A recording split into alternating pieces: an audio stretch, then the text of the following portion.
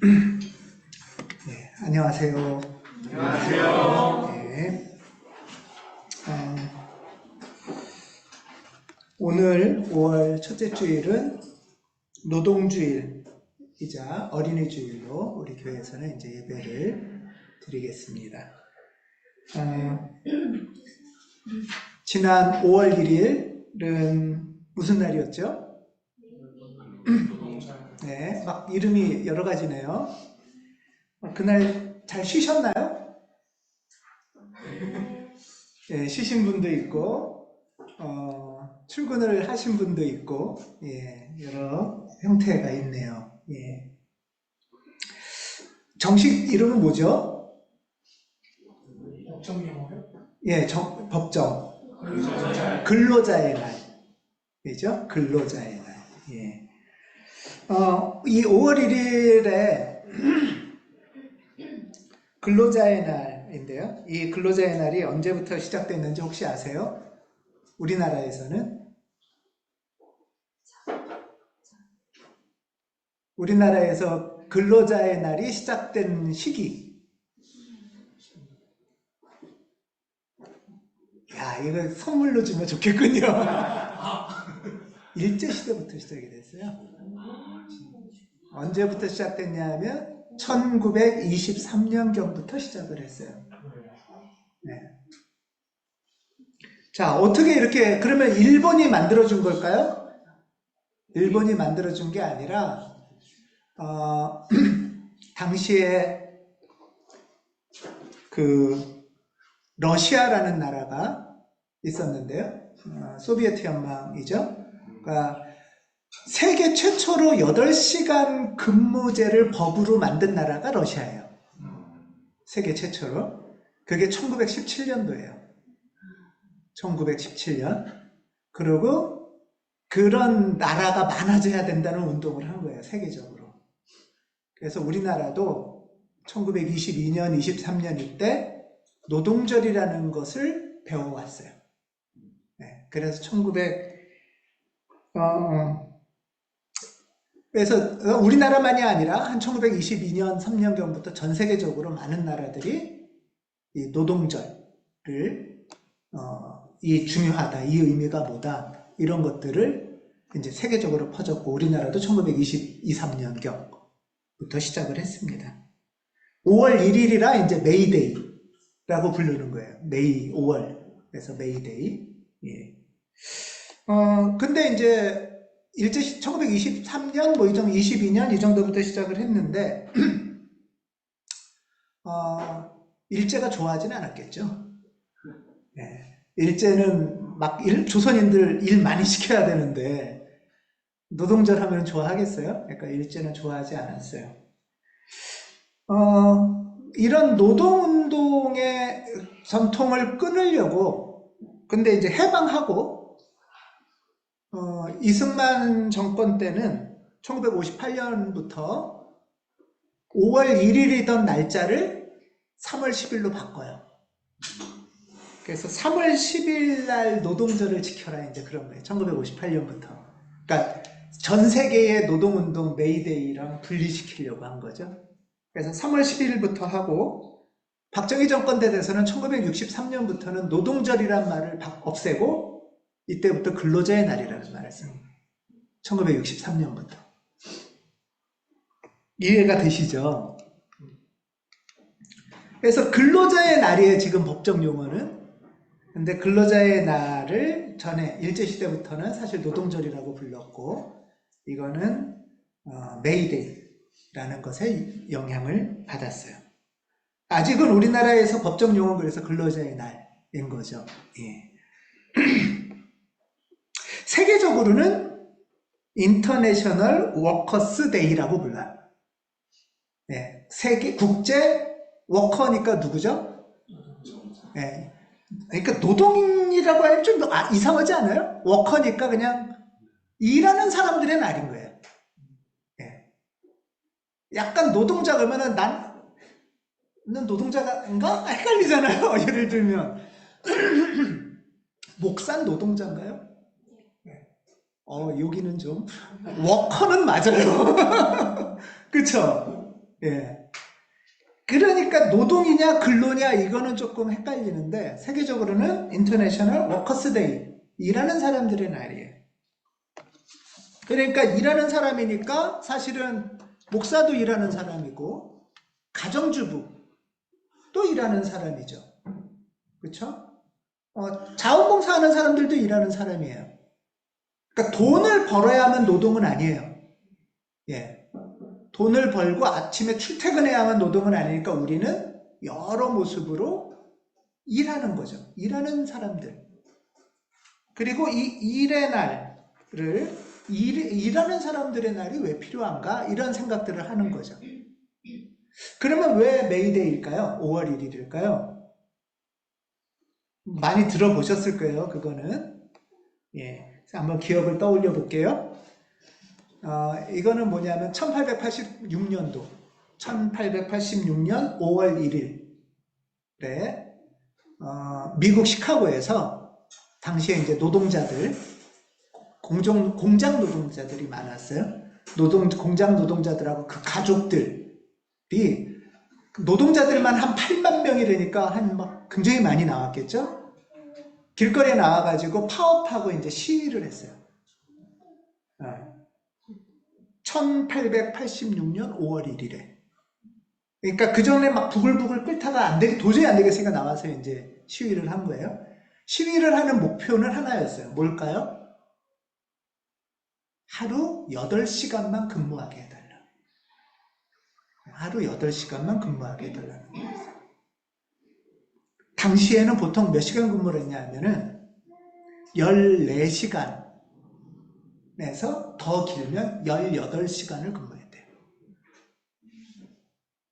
우리나라도 1970년대, 80년대 그렇게 했죠. 야근을 늘 하고. 네. 그러니까 도저히 뭐 살 수가 없다. 뭐 힘들고. 그러니까 이제 노동자들하고 그 가족들이 한 8만 명 이상이 시위를 시카고에서 한 거예요. 근데 문제는 미 정부가 경찰을 동원해서 이 사람들을 총을 쐈어요. 노동자들한테 총을 쏴서 5월 3일 날 사람 4명이 죽었어요. 총에 맞고. 경찰 총에 맞고. 그러니까 더 이제 화가 끓고 난리가 났었겠죠. 근데 이제 그런 과정에서 원인이 정확히 모르는 폭탄이 터져버렸어요. 그래서 경찰도 죽고 이런 일이 생기면서 이 사건으로 인해서 노동자들이 이제 범인을 경찰들이 찾았을 거 아니에요. 그래서 막 잡아가고 막 하다가 결국은 8명의 범인이라고 하는데 사실은 범인이 아니었는데 범인은 못 찾았어요. 그래서 결국은 이 사람들은 좌파다 이래가지고 잡아가가지고 이 중에 4명을 사형에 처했어요. 그리고 1명은 너무 힘들어서 감옥에서 자살하고. 그래서 이제 이게 전 세계에 알려진 거예요. 그래서 1890년에 이 메이데이를 기념하자 해서 최초로 세계 연대 노동자들의 힘을 합치자 해서 그게 인터내셔널 워커스 데이가 시작이 되는 거고 줄여서 메이데이라고 부르기 시작했어요. 근데 우리나라도 이렇게 근로자의 날 이름 바꾸고 날짜 바꾸고 했듯이 미국도 이 역사를 숨기고 싶은 거예요. 그래서 미국은 레이버 데이라고 불러요. 지금도. 워커스 데이도 아니고 메이데이도 아니고. 그리고 날짜도 바꿨어요. 날짜도 9월 첫째 주로 바꿨어요. 9월. 이거 좀 황당하잖아요. 그래서 주로 미국은 완전히 메이데이 그것이 갈아져 버리고 주로 메이데이 때 뭘 하냐면 이거래요. 레이버데이 빅세일. 네. 그래서 물건 스페셜 세일, 빅세일 이걸 많이 하고요. 그러니까 이제 이게 바뀐 거죠. 돈 많이 벌어서 물건 많이 사는 날로. 네. 예를 들면 프라이데이, 블랙 프라이데이처럼 이게 아주 1년에 제일 큰 행사 중에 하나예요. 참 어떻게 보면 되게 어처구니 없잖아요. 그래서 노동절에 주로 미국에서는 하는 게 가족여행과 세일이에요. 그 뜻은 없어진 거죠. 네, 참 어떻게 보면은 노동자들이 이렇게 얘기할 수도 있는데 거기 막 총도 쏘고 사람을 사형시키고 이렇게까지 하나? 미국이 어떻게 이렇게까지 대응할까? 이러니까 뭐가 있나? 이런 생각이 들 정도로. 근데 이 시위한 날이 처음 된 게 1886년이라고 그랬잖아요. 여러분 미국에서 노예 해방이 몇 년도인지 아세요? 1865년이에요.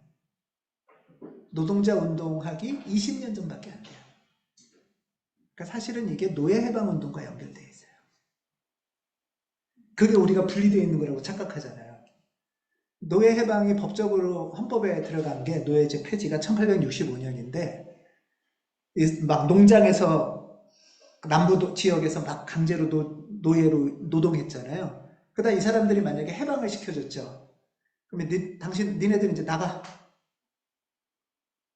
그것까지 너무 좋잖아요. 나간 다음에 이 사람들은 어떻게 했을까요? 뭐 먹고 살죠?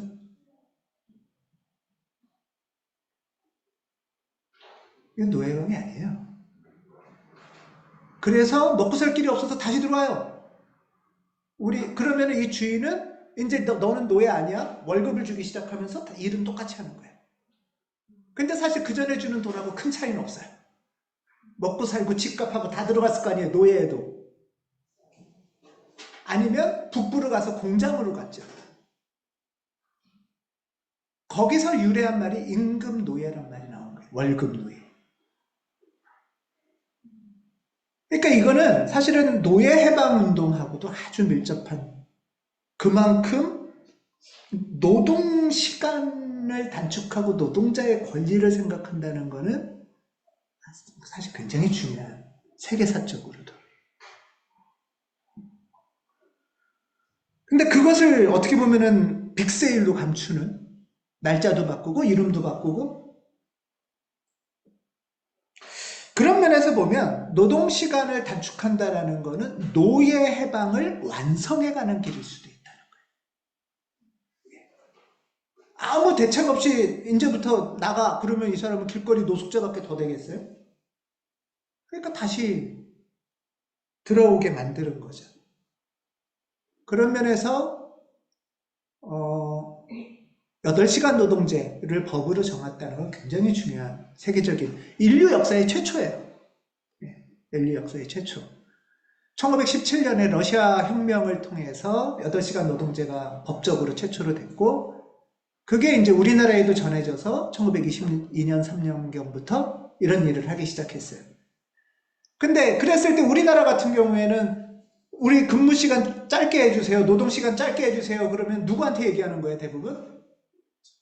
일제나 친일파 부자들한테 얘기할 거 아니에요. 그러니까 노동 시간 짧게 했다는 걸 일본이 좋아하겠어요? 당연히 싫어하겠죠. 이 8시간 노동제의 영향으로 ILO라고 국제노동기구, 요즘도 뉴스에 가끔 나오죠? ILO에서 국제노동기구에서 1919년에 국제노동 기준으로 일일 8시간을 확정했어요. 1919년에. 8시간 노동제라는 거는 굉장히 중요한 의미가 아직도 있는 것 같아요. 요즘도 있는데 많은 의미 중에 몇 가지만 생각해 보면, 너무 긴 시간 노동은 하지 말고 적정한 시간만 노동하고 쉬자. 이게 첫 번째잖아요. 그렇죠?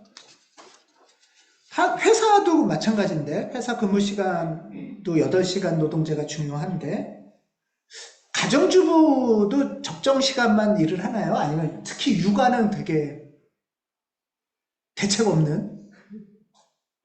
이거 노동이잖아요. 일이잖아요. 엄청난. 그쵸? 예. 이런 걸 생각해야 되는 거예요, 이제는. 무조건 내놔라고 하면은 그 일은 누가 하고 어떻게 하는 거죠? 우리나라에서 가장 취약한 중에 하나가 공식적인 회사의 8시간 근무는 그나마 돼 있지만 비정규직이라든가 이제 그런 임금도 못 받는 노동, 첫 번째는 가정주부 같은 경우. 그 다음에 저는 우리나라에서 제일 중요한 문제 중에 하나, 학생들이 8시간 이상 공부하는 거. 공부도 노동이잖아요. 일이잖아요. 학생한테는. 뭐 아침에 9시에 학교 가면은 저녁 때 한 대여섯 시면은 끝나야 되는데 밤에 또 뭐 하잖아요. 그게 너무 당연하다고 생각하고 쉬고 놀아야 되는데 학생 8시간 근무제. 네, 학생 8시간 근무제는 어떤가? 요즘 화두가 되고 있는 의사 중에 전공의, 인턴 뭐 이런 의사들은 수련하려면 몇 시간 근무한대요? 하루 뭐 80시간? 막 일주일에 65에서 80시간, 65시간 해준다고 아주 막 생색낸댔잖아요. 이게 말이 되는 거예요? 그러니까 그 사람들이 이제 억울한 마음에, 화나는 마음에 막 보상 심리가 더 커지지 않을까? 내가 이렇게 했으니까 비정상적으로 가는 거잖아요. 전공의도 하루 8시간만 공부를 하고 일을 해야죠. 이게 지금 말도 안 되는 얘기인 것 같아요. 교육이라는 허울로 또는 뭐 자녀 사랑이라는 허울로 그걸 너무 당연시하게 여기는 거 아닌가? 또 8시간 노동제의 두 번째 의미는 8시간만 일해도 먹고 살 수 있어야 된다 이거죠. 누구는 뭐 8시간만 일하고 싶지 않나? 어쩔 수 없이 먹고 살아야 되니까 더 많이. 회사 다니는 사람도 월급이 작으면 막 이중직 하잖아요. 그 운전도 하고. 야간 택배 노동자는 자영업자죠. 택배 노동자. 워커는 맞는데 근로자는 아니죠. 그러니까 워커는 맞는데 근로자가 아닌 거예요. 우리나라에서는. 그러니까 보호가 안 되는 거예요. 야쿠르트 아줌마. 지휘 운전수. 이런 사람들이 다 자영업자라는 말도 안 되는 허울로. 그러니까 먹고 살기 힘드니까 8시간 노동제라는 건 8시간만 근무해도 먹고 살 수 있게 해달라. 라는 거고요. 세 번째는 또 반대로 보면 하루 8시간은 일할 수 있는 일자리를 만들어줘라 이 소리예요. 8시간은 일할 수 있는 노동권을 보호해달라. 한 사람은 막 14시간씩, 16시간씩 일하고 그래서 이쪽 사람은 일할 자리가 없어서 과로하고. 전공의가 60시간을 교육받으면 교육이 제대로 되겠어요? 교육 효과가? 수술하다가 무슨 일이 생길지 나는 겁나요. 그게 너무 비상식적인 일이 병원에서 일어나는 거잖아요. 환자들을 대상으로. 그래서 적정한 시간에 일하고 적정하게 쉬고 그리고 골고루 일할 수 있게 해주는 것. 이것이 8시간 노동제에서 굉장히 중요한 의미입니다.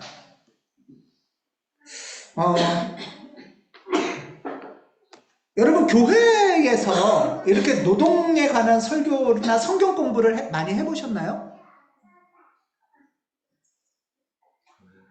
우리는 다 워커인데 노동에 대해서 설교를 안 하고 성경 공부를 안 하는 것 같아요.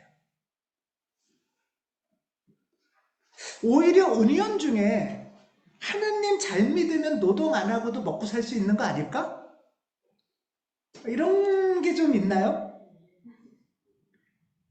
천국 가면은 일 안 하고도 좀 맘대로 돈 쓰고 그런 게 천국? 그래서 가능하면은 돈을 조금 많이 돈은 많이 벌고 일은 조금 하는 게 하나님이 주시는 복.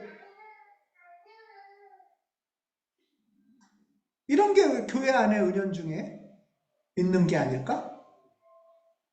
이런 생각도 해보게 됩니다.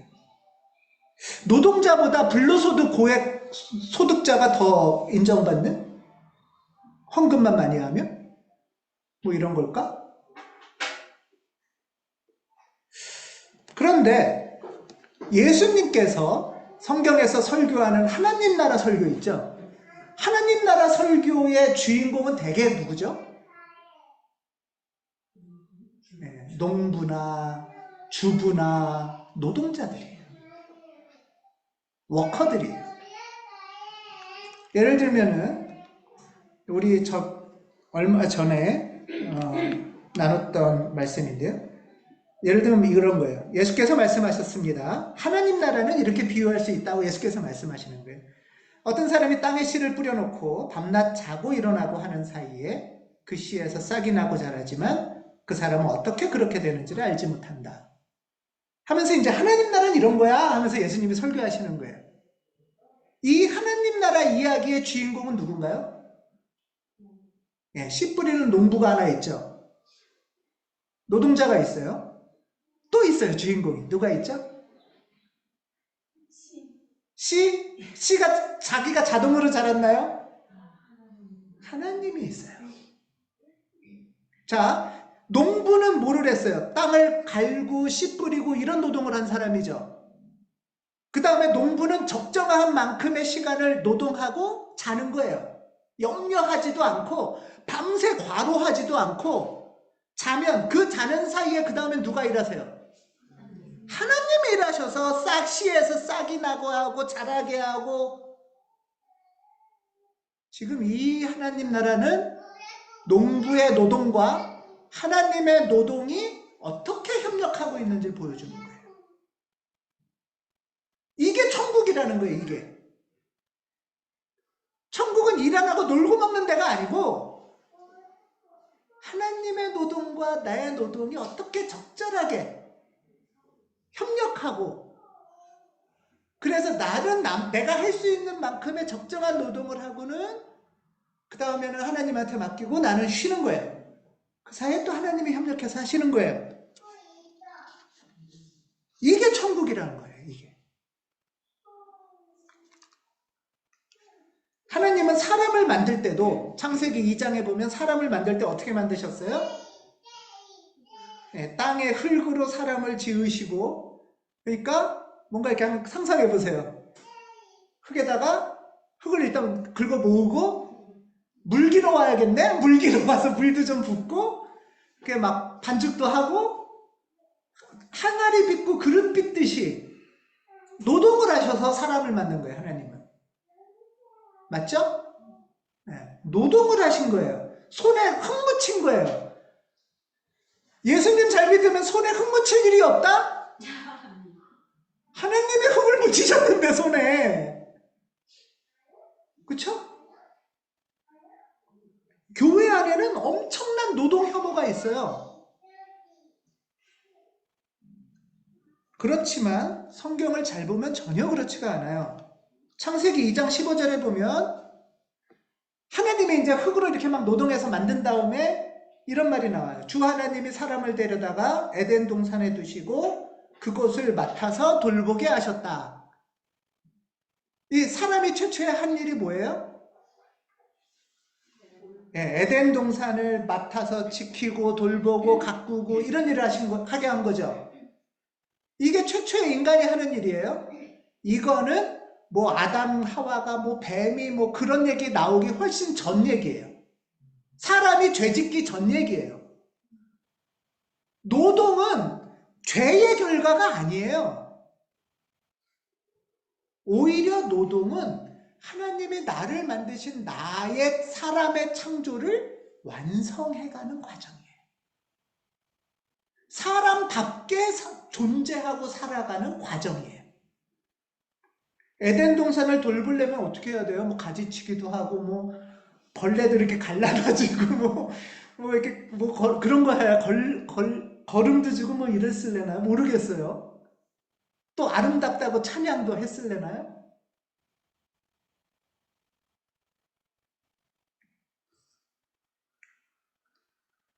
이게 하나님이 우리한테 가르쳐 주시는 노동이에요. 일이에요. 천국은 노동하는 곳이에요. 천국은 내 일과 하나님의 일이 협력하는 곳이에요. 내 혼자 불안하고 두렵고 떨려서 막 10시간, 20시간 밤 잠 못 자고 일하는데도 천국이 아니죠. 그렇다고 난 아무것도 안 하고 하나님이 알아서 하세요. 난 돈만 주세요. 이것도 천국이 아니죠.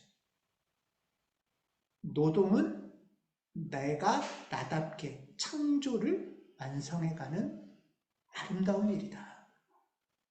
이것을 잊으면 안 됩니다. 그 다음에 5월 1일은 노동절인데, 노동주일인데, 5월 5일, 오늘은 뭐죠? 어린이 주일, 어린이날이죠. 자, 우리나라에서 어린이날은 언제부터 시작됐을까요? 두 번째 퀴즈. 1980년대. 예. 또 1950년대.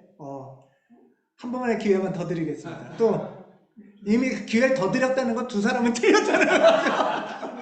20년대인가 1923년입니다. 노동절이 시작될 때랑 똑같아요. 예, 1920년대 이게 되게 중요해요. 3.1운동 이후가 조선이 바뀌는 때예요. 1919년 3.1운동 이후가. 우리나라에서 어린이날이 시작된 것도 1922년이에요. 자, 볼까요? 자, 읽어보세요. 시작. 예, 일단 한글 먼저 읽어요. 시작. 예, 그 다음에 그 위에 걸 읽어보세요. 시작. 5월 1일. 예, 어린이날이 며칠이에요? 5월 1일이요. 네, 5월 1일이에요, 원래. 예, 5월 1일이에요. 5월 1일은 무슨 날? 예, 노동절이고 어린이날이에요. 예. 근데 이거를 연결해서 설교를 하거나 가르치는 데를 저는 별로 못 봤어요. 이게 되게 중요한 거거든요. 이거는 어디서 시작됐냐 하면 조선 소년 운동 협회라는 데서 시작했는데, 이걸 하면은 어린이날 하면 떠오르는 사람이 누구죠? 방정환하고 김기전 이런 사람들이 이 협회를 만들고, 원래 그 전에 천도교 소년회, 천도교가 동학이죠, 동학 만들고 1922년부터 가두행진을 했어요. 그래서 1922년 5월 1일이 공식적으로 가두행진을 22년에 하고 23년에 이 사람들이 23년 5월 1일이 첫 어린이날이다 이렇게 선포를 했어요. 오래됐죠? 예.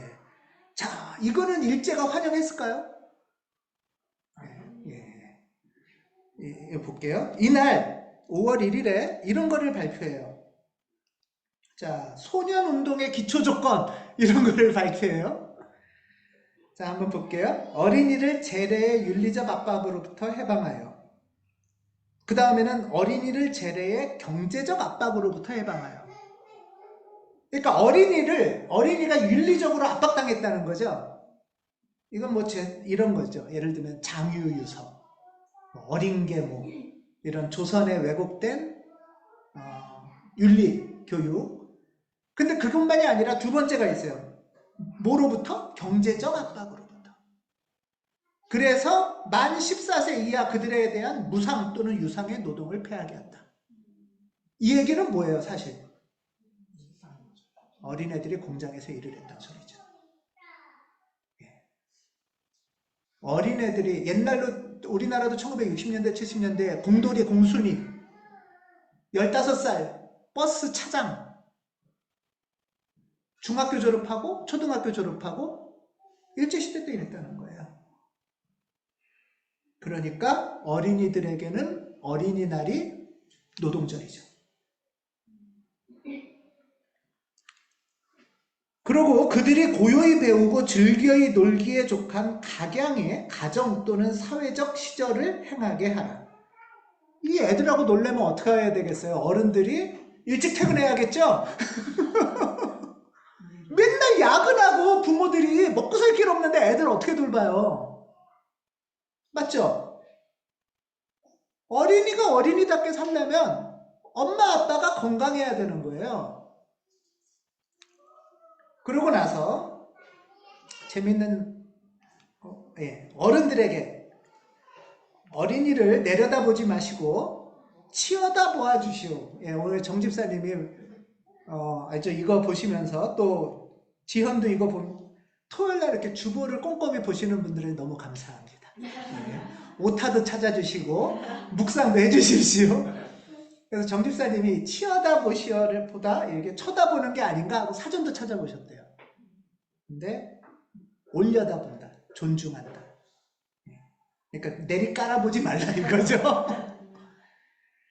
또 가까이 하고 자주 얘기해달래. 시끄러, 저리 가 이러지 말고. 그 다음에 경어를 쓰고 늘 보드랍게. 그 다음에 이발, 목욕, 의복 때 맞춰 해주세요. 야, 이거 사실 옛날에 이거 쉬울 것 같지만 먹고 살기도 어려운 시절에 어느 정도의 경제적 여유가 돼야 된다는 소리죠. 잠자는 것과 운동하는 것을 충분하게 해달라. 이거 노동 많이 시키지 말란 얘기예요. 자, 산보와 원족. 원족은 약간 들놀이에요, 들놀이. 소풍 같은 거예요. 자, 여러분들은 어린이들에게 이렇게 잘하고 계시죠? 보드랍게.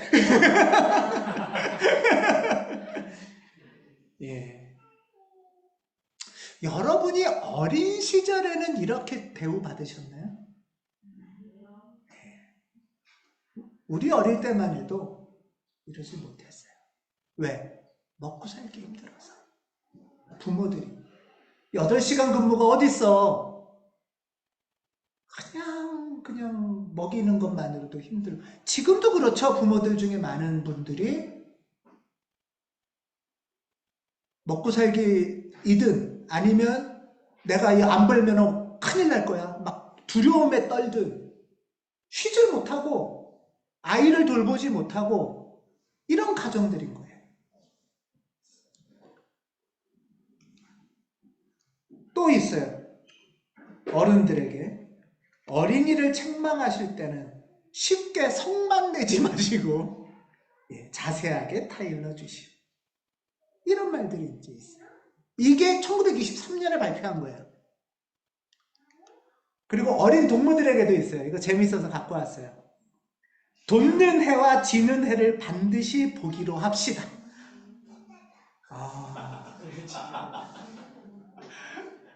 게을르지 말란 소린가? 어른들에게는 물론이고 당신들끼리도 서로 존대하기로 합시다. 야, 이게 너무 아름답지 않아요? 세 번째가 재밌어요. 뒷간이나 담벽에 글씨 쓰거나 그림 같은 거 하지 맙시다. 뒷간이나 담벼락에 그림 그리고 누구 욕하고 이런 거 하지 말고. 그리고 너무 아름다워요. 꽃이나 풀을 꺾지 말고 동물을 사랑하기로 합시다. 전차나 기차에서 어른들에게 자리를 사양하기로 합시다. 마지막은 좀 웃겨서 입을 꼭 다물고 너무 떠들어서 그런가 몸을 바르게 가지기로 합시다. 너무 재밌죠? 이게 1923년도에. 그래서 마지막으로 어린이는 어른보다 더 새로운 사람입니다. 내 아들놈, 내 딸년 하고 자기 물건같이 여기지 말고 자기보다 한결 더 새로운 시대의 새 인물인 것을 알아야 합니다. 자기 마음대로 굴리려 하지 말고 반드시 어린 사람의 뜻을 존중하도록 하여야 합니다. 어른이 뿌리라 하면 어린이는 싹입니다. 마지막에 웃겨요. 뿌리가 근본이라고 위에 올라앉아 있으면 싹을 내리누르면 그 나무는 그래서 죽습니다. 뿌리가 원치상 그 싹을 위해야 그 나무는 뻗어나갈 것입니다. 너무 아름다운 것 같아요.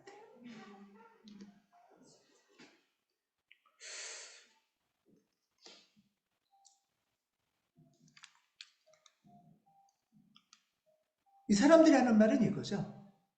어린이도 사람이다.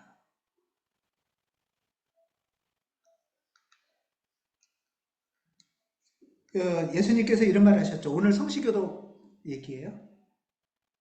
오늘 성시교독에 내가 너희에게 말하는데 너희가 돌이켜서 어린아이 같이 되지 않으면 천국에 못 간다. 많이 들어보셨죠? 그럼 어린아이 같이 된다는 건 어떤 거예요? 여기서 오해가 있는데 착하고 순진무구하고 깨끗하다는 뜻이 아니에요. 어린아이는 조선시대나 유대시대나 유대문명이나 어린아이는 어떤 존재일까요? 어리석은 존재, 덜 깬 존재, 막대먹은 존재. 신체적으로 조그맣고 약해서 내가 막해도 되고 만만하고 내가 소리치면 찍소리 못할 존재. 이게 어린이에요. 성경에서는 항상. 이해되시나요? 지금 이 맥락은 예수님이 말했던 이 맥락은 뭐냐면 하는 주님 누가 큰 사람이에요? 누가 잘난 사람이에요? 이걸 물어보고 있는 거예요.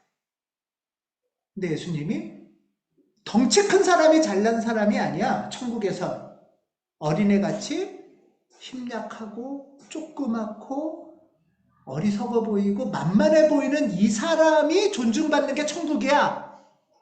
니네가 천국 가려면 니네도 이렇게 약한 자처럼 존중하면서 내 힘 세다고 맘대로 하지 않고 살아야 천국 갈 수 있어 하는 얘기를 하는 게 이 맥락인 거예요.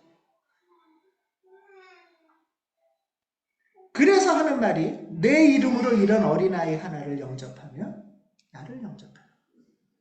이 어린아이 나보다 만만하다고 내가 확 소리 지르면 겁낸다고 무시하면 천국에 갈 수 없고 만만하고 약하고 아무것도 아닌 이 존재를 하나님의 사랑, 피조물로 존중하면 너도 천국 갈 수 있다. 이게 이 본문의 말씀이에요. 그래서 방금 말씀드린 것처럼 이 맥락은 어린이도 사람이다 이거예요. 당신은 어린이는 물건이나 아니면 거의 장애인 비슷한 취급을 받았어요.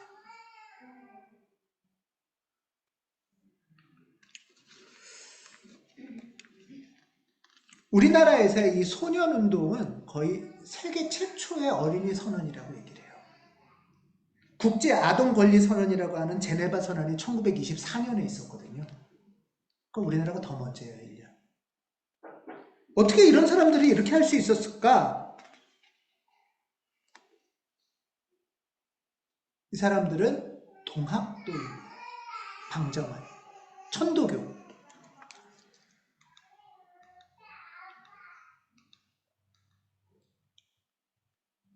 예. 천도교인들에게 되게 중요한 거는 사람은 곧 하늘, 인내천이에요, 그 뜻이. 근데 왜 사람이 곧 하늘이냐 하면은 여기서 끝나면 안 돼요. 그러면은 그냥 교만해지고 지만 잘난 것 같잖아요, 다. 왜 사람이 하늘만큼 중요하냐면 시천주, 모든 사람 안에는 거룩하고 존귀한 하나님이 계시다. 그러니까 하나님처럼 서로 존중해야 된다.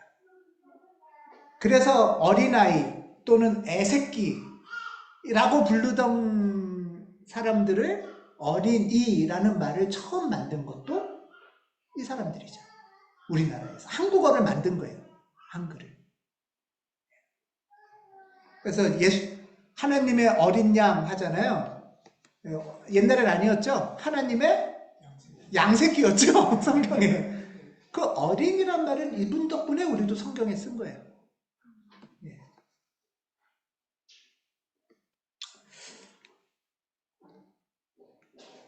오늘 말씀은 성경에 있는 말씀도 똑같아요. 여러분의 몸은 여러분의 안에 계신 성령의 성전이라는 것을 알지 못합니까? 여러분은 성령을 하나님으로부터 받아서 모시고 있습니다. 우리 안에 누가 계시다고요? 성령. 여러분 안에 계신 성령의 전, 여러분의 몸은 여러분 안에 계신 성령의 전이라는 거예요. 우리 몸이 예배당이라는 거예요. 우리 예배당 안에 성령이 계시다는 거예요. 성령이 계시니까 우리의 몸을 존중해야 되겠죠. 내가 과로하는 것도 내가 나를 혹사시키는 거예요. 잘 시간에 안 자고 걱정하고 염려하고 과로하는 것도 하나님의 뜻이 아니에요. 내가 다른 사람을 과로시키는 것도 하나님의 뜻이 아니에요. 또 만만하다고 무시하고 약자라고 무시하는 것도 하나님의 뜻이 아니에요. 여러분 노동자 어떻게 생각하세요? 우리가 협소하게 노동자라는 것을 좁혀놓고는 출세하고 공부 못하면 노동자 되는 거야 라는 노동 혐오와 멸시와 차별이, 그러면서 하나님 잘 믿고 복 받아서 나는 노동자 되지 말아야지, 이거는 하나님의 뜻이 될 수 없죠. 의사 노동자죠. 아주 험한 일을 하는 노동자잖아요, 의사가 사실. 판검사도 노동자예요. 그 사람도 엄청나게 막 업무량이 많고, 공무원들도 그렇고. 이 중요하고 거룩한 일을 적정하게 돌보면서 서로 할 수 있고, 그 일 하는 것을 서로 존중하는 것, 그것이 하나님 뜻이고, 그래서 하는 말이 노동자도 사람이다. 노동주일에 우리가 기억할 거는 노동자도 사람이라는 거예요. 노동을 천시시켜 놓고는 나 이거 더럽고 힘들고 돈도 안 되니까 노동 안 해, 이건 하나님 뜻이 아니고요. 노동의 원래 뜻을 존귀하게 하고 내가 그 존귀한 노동을 하는 게 하나님의 뜻이에요. 그게 교회에서 하는 노동주일에 선포해야 될 일이에요. 그게 가정에서도 가르쳐야 될 신앙교육이에요. 어린이라고 하면은 우리 애만 최고고 남의 애는 다 필요 없어, 이게 아니고요. 어린이는 여기서 말하는 게 뭐죠? 약하고 무식하고 어리석고 이런 존재를 존중해 준다는 거예요. 그런 사회를 만든다는 거예요.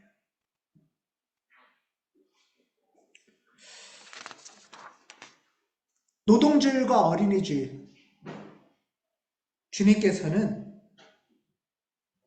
우리가 무시하고 천시하고 함부로 해도 된다고 착각했던 노동자와 어린이, 이들을 영접하면 곧 나를 영접하는 것과 같다 라는 말씀을 우리에게 전해주고 계세요. 저는 이 선포가 한국교회에 전해지기를 간구합니다.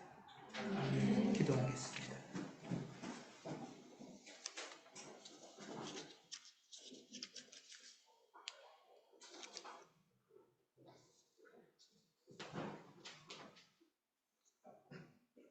하나님, 일제시대 때나 100여 년이 지나는 지금이나 이 세상은 하나님 뜻과 반대로 가고 있는 것 같습니다. 우리 그리스도인들이 노동주일과 어린이주일을 맞이하면서 하나님의 안타까움을 함께 품고 우리가 서로 수고하는 노동을 격려하고 존중하고 감사하면서 또 어린이 약자를 보호하고 노동의 아름다움과 거룩함을 만나가길 간절히 원합니다. 주님, 우리 서로 감사하고 격려하며 또 하나님과 협력하는 노동자가 되도록 인도하여 주시옵소서. 예수님 이름으로 기도합니다. 아멘.